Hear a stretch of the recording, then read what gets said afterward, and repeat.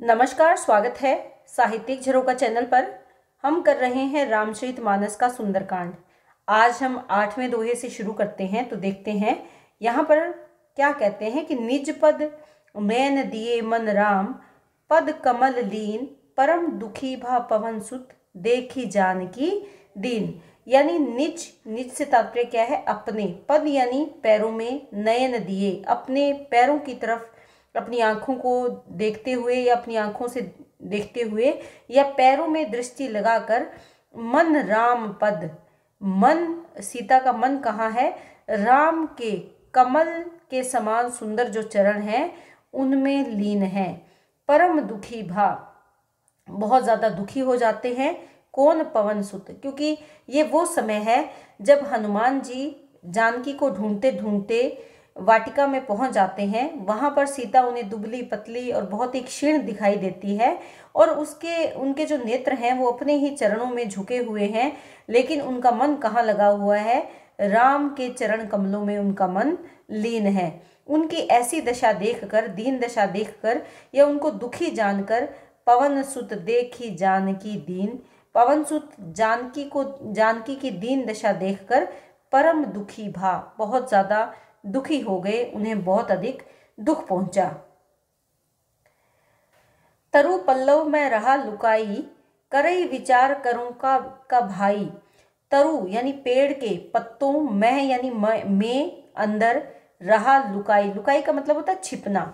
हनुमान जी पेड़ के पत्तों में छुप कर बैठे हैं और विचार कर रहे हैं, करूं का भाई, कि अब मैं क्या करूं। जानकी उनके सामने है, ऐसे में उनके मन में विचार आ रहा है कि हे भाई, अब मैं क्या करूं, इनका दुख मैं कैसे दूर करूं।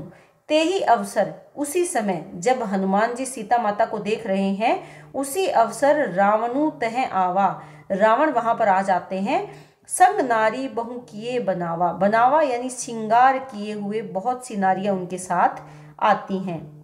तो यहाँ पर रावण अशोक वाटिका में जब पहुंचते हैं और तो उनके साथ बहुत सी नारियां हैं, सुंदर स्त्रियां हैं, जिन्होंने बहुत प्रकार के गहने से वो बनी ठनी है। बनावई यानी सुंदर रूप धारण कर रखा है या बनी ठनी है, और वो रावण के साथ अशोक वाटिका में आती हैं। बहुविधि खल सीत ही समुझावा, बहुविधि यानी अनेक तरीकों से, खल क्या है? दुष्ट जो रावण है उसने सीता को समझाया। साम दान भय भेद दिखावा, यानी साम दाम भय आदि भेद, अनेक प्रकार से डर दिखाकर, कह रावणु सुनु सुमुखी सयानी, और रावण सीता से क्या कहता है? हे सुमुखी, सुंदर मुख वाली, सयानी यानी समझदार, मंदोदरी आदि सब रानी, कि अगर तुम समझदार हो तो मेरी बात ध्यान से सुनो। और वो क्या कहता है? मंदोदरी जो रावण की पत्नी है तथा अन्य सभी रानियों के बारे में वो सीता को बताता है। और क्या बताता है? यानी जो मंदोदरी तथा अन्य रानियां हैं, तब अनुचरी करऊं पन मोरा, कि सब जो रानियां हैं उनको तुम्हारी अनुचरी यानी दासी बना दूंगा। पन मोरा, मेरा ऐसा प्रण है, मेरा ऐसा वचन है या प्रण है, तुम मेरी इस बात को मेरा प्रण जान लो कि इन सब को मैं तुम्हारी दासी बना दूंगा। एक बार विलोकू मम ओरा, तृण धरी ओट कहती वैदेही, सुमरी अवधपति परम स्नेही। राम का वचन सुनकर राम क्या कहते हैं? एक बार विलोको मम ओरा, कि मेरी तरफ तुम एक बार देख लो, लेकिन तृण धरी, तृण क्या है? जो तिनका है उसका वो धारण करके, ओट कहती वैदेही, उस तृण को बीच में रखकर उसकी ओट कर लेती है। और वैदेही यानी जानकी क्या कहती है? सुमिरी अवधपति परम स्नेही। सुमिरी का मतलब क्या है यहाँ पर?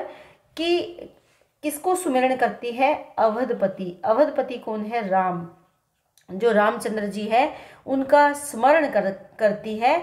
और रावण को क्या जवाब देती है?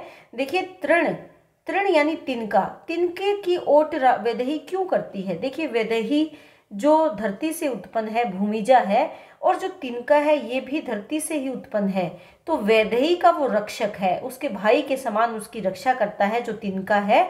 इसीलिए वैदेही तिनके की ओट करती है, वहां पर उसे वो अपने परिजन मानती है। क्यों? क्योंकि वैदेही स्वयं भी धरती से उत्पन्न है और तिनका भी धरती से ही उत्पन्न है, तो उसे उसके प्रति रक्षा का भाव रखती है कि वो मेरी रक्षा करेगा।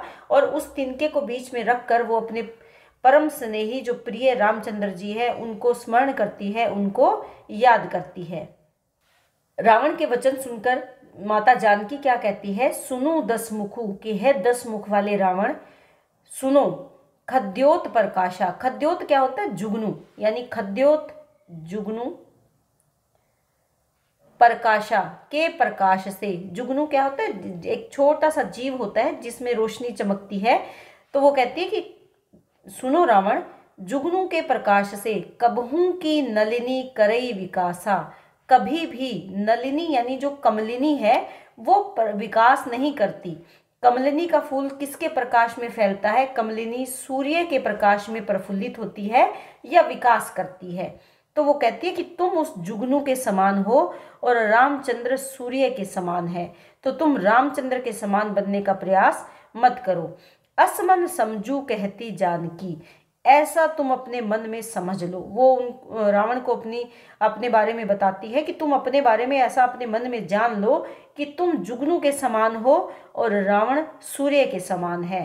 खल सुधि नहीं रघुवीर बाण की, खल हे दुष्ट, क्या तुम्हें याद नहीं? किसके? रघुवीर यानी रामचंद्र के बाण तुम्हें याद नहीं? क्या तुम उनके बाणों को भूल गए हो?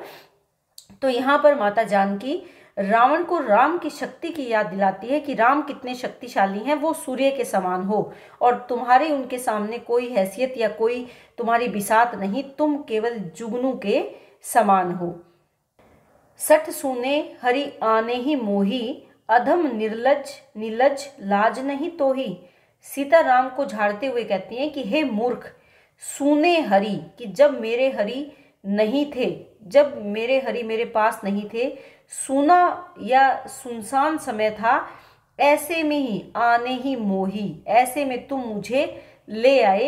हे अधम, हे निर्लज, क्या तुम्हें बिल्कुल भी लज्जा नहीं आई? तुम्हें बिल्कुल भी ना ही तो ही यानी तुम्हें, लाज यानी लज्जा, क्या तुम्हें बिल्कुल भी शर्म या लज्जा नहीं आई कि एक स्त्री को तुम अकेला जानकर उसको उठा लाए? तो तुम वीर कहाँ से हो सकते हो? तो यहाँ पर सीता अपने मन के भावों को अभिव्यक्त कर रही है राम के प्रति, और हनुमान जी ये सारी बातें पेड़ के पत्तों के पीछे बैठकर सुन रहे हैं। तो उम्मीद करती हूँ कि इन पदों की व्याख्या आपको बहुत अच्छे से समझ में आई होगी।